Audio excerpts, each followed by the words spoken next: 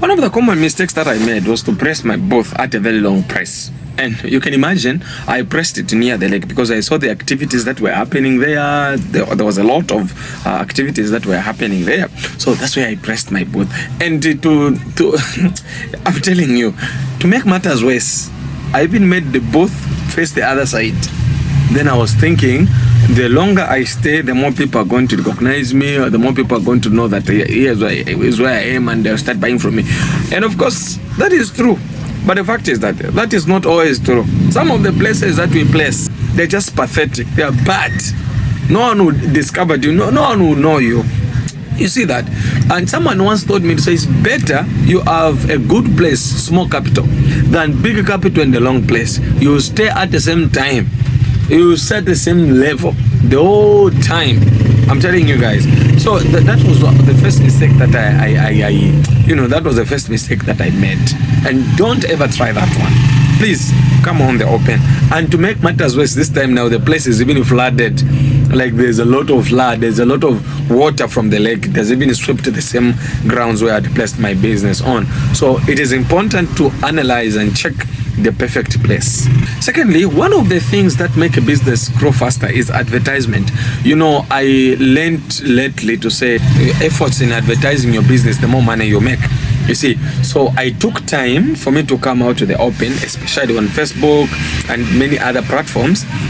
I took time to go out on the open to show people, to say, okay, I'm doing this phone accessory and all that stuff. So it made me look it made me lose sales. But this time around, when I just posted something, I make a lot of sales on Facebook, just with the different people, even some people from Dola, some people from Luingo, some people from Lusaka, different people, anyway, different sides. So I make sales differently this time around. So I think one of the worst mistakes that you can do is not to bring your business to the open. It is a worst mistake. So make sure that whatever that you're doing, whatever that you're having, whatever stock you're having, capture it, post on Facebook. It was a mistake to me. And I think if at all I'd made it earlier, it was going to be a bigger plan this time around. Yeah, it was going to be so big. And in line with that, I think we make a mistake in feeling shy because you are starting. Of course, there is so much to feel shy when you are starting because there's literally nothing. There is nothing there. Of course, you're having 2 chargers in the shop. Of course, you're having spaces. You see, there's a charger here, another one there. You are having, you're having spaces in your shop, and then you feel shy to show people, to say, see what I'm doing. It is common. It is very, very common, and you experience that. But what you need to understand is that you are not starting rich, but you are starting poor to get rich. So that is the point. And you're not starting with a lot of stuff. Understand you're starting small and build just like that. So build the confidence as you go on. Make the people know about what you're doing and all that stuff, because this is the only way to get yourself out of the market. Imagine if you're feeling shy, and sometimes you might be feeling shy to the person that can even buy from you. You see that? And they're just people who are genuinely willing to support you. And despite seeing that it is small, despite seeing that whatever that you're doing is really small, but there's people who are willing to support whatever that you're doing despite being small. So it is important, guys, just come out to the open and just show them, despite what you're having, despite how it, just come out to the open and say, this is what I'm doing. Let those that are willing to support you do the supporting. That's about it, guys. And the other one that I made, it was a big mistake. Man, I keep repeating this. Never build your business on credits. Never build your business on credits. People, you cry. Man, there was a time that I was counting. Imagine you're in your starting phases. Then I counted about, it is just about $100. That is equivalent to maybe about 2,500 or something. 2,500. Worthy money in credits. Then I looked at it. Okay, this one was owing this much, this one was owing this much. A list of people that were owing. And when I checked the money I was making total, then I saw that this money, if I can retrieve this money and put it in my shop. It is even bigger. You know, the money was bigger than the money that I was making, and it was there in credits, and it goes out on small scale. So the money goes out gradually. It is going out. So you see, this time, this one comes with a cable issue. You give them, they don't give you the money. This one comes with a charger issue. You give them, they don't give you money. This one comes with a cover issue.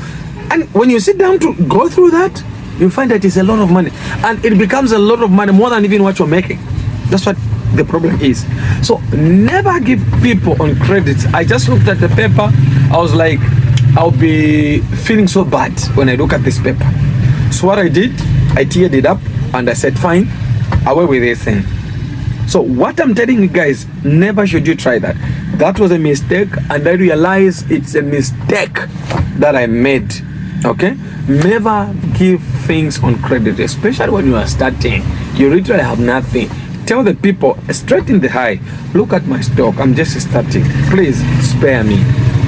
Tell them in the face, let them know they are killing you.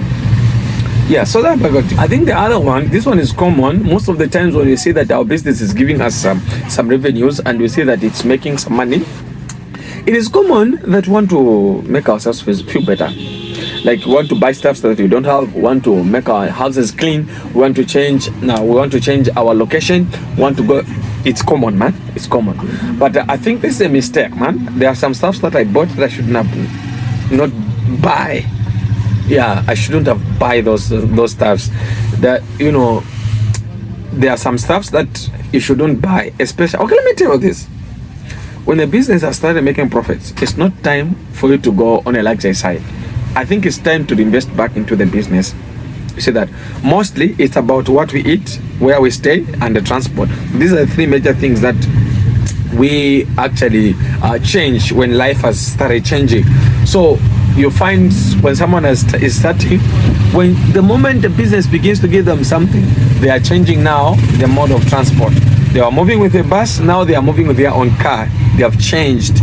Okay, they are staying on this particular occasion. Now that the business is booming, they want to change. But I think it is important to stay a little longer. Stay a little longer in that same situation. Stay to serve. Stay so that you can invest back into the business. I think if we can overcome such, I think we can be better business people. We can be better entrepreneurs. I think this phone accessory business is a good business, and if you can just do those things, you hold yourself for just 2 years, you can see a difference. I think these are the mistakes that I did. So please, never do the same.